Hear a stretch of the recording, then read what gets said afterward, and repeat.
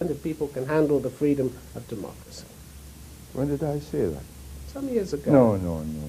Be very careful when you quote me, because I'm very careful how I phrase myself, because it's part of my legal training. But so you don't agree with that? No, no. What I've no. Just a moment. You give me my quote and the context in which in which it was placed. Don't just pluck out a few words and toss it at me unexpectedly in an interview and expect me to crumble. No, I'm not. I'm expecting you to answer it. No, why should I answer something which I may never have uttered? The number of things I've said, even if I were a data bank, I wouldn't be able to retrieve it. All the criticism that Singapore has had, what effect does that have on you? Well, do you mind it? It's part of life. I read it. Sometimes I take note of it. I improve. Look at Singapore. Would anybody be interested in Singapore if it were a failure? What about PAP? What about the opposition party? They're not particularly happy with it. Singapore, they call it. They get a chance every 4 to 5 years. They get a chance every meeting of Parliament. The cameras are there. Who's the ball?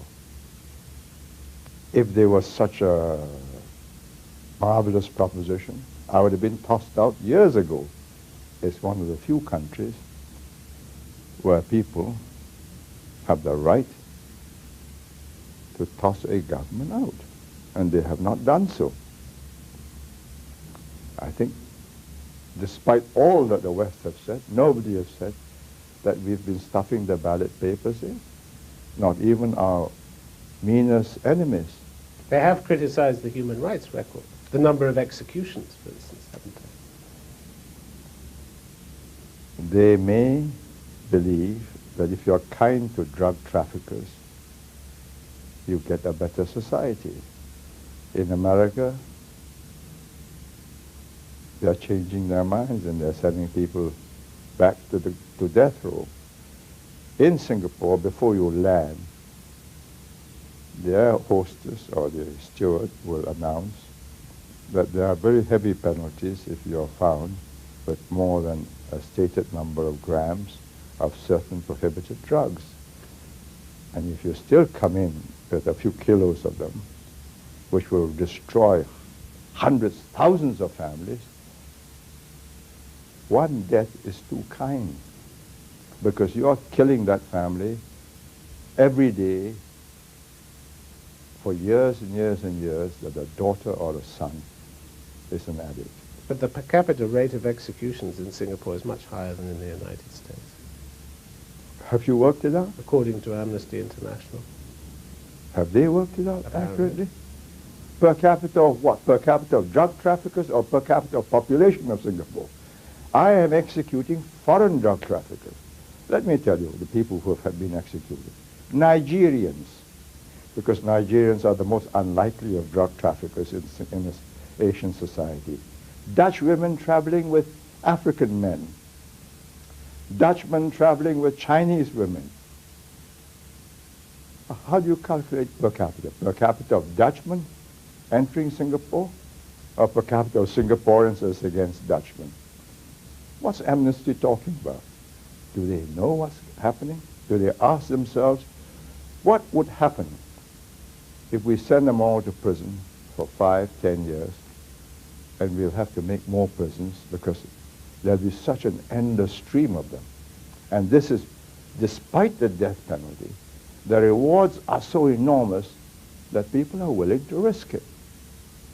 And why not? Would you say that over the 31 years as you were Prime Minister that you were a ruthless man? Do I look to you a ruthless man? Here I am being pilloried, excoriated, by who? Abused by you. Merely asked questions, I thought. So, but every one of them is barbed and loaded, darts with a bit of arsenic in it. I'd like to think that you were given a chance to answer any question that was put to you, no? Oh, that's what I'm offering myself for, isn't it? But if I were a ruthless man, I would get you into a corner and say, now, let me ask you some questions. Why do you start with the assumption that your interviewee is always dumb and that you are smarter than him? Why do you assume that Asians are somehow unable to understand Western ways of life and that they would be so much better if they would become more like the West? Do you think that's the attitude of people, Westerners, that you talk to? Western interviewers, yes. But not all Westerners, because I've got many Western friends who know me very well, and we cease to look at each other as Easterners and Westerners. But when I meet an interviewer in a formal setting such as this, that's the assumption. Lee Kuan Yew, what does the future hold for you? What ambitions do you have? At 74, one doesn't talk, I don't talk anymore of ambitions. I've either done what I could have done, or I'm hardly likely to do it now. What I have done, I'm not ashamed of. What do I expect to do with myself for the rest of time? Have pleasant conversations with people like you.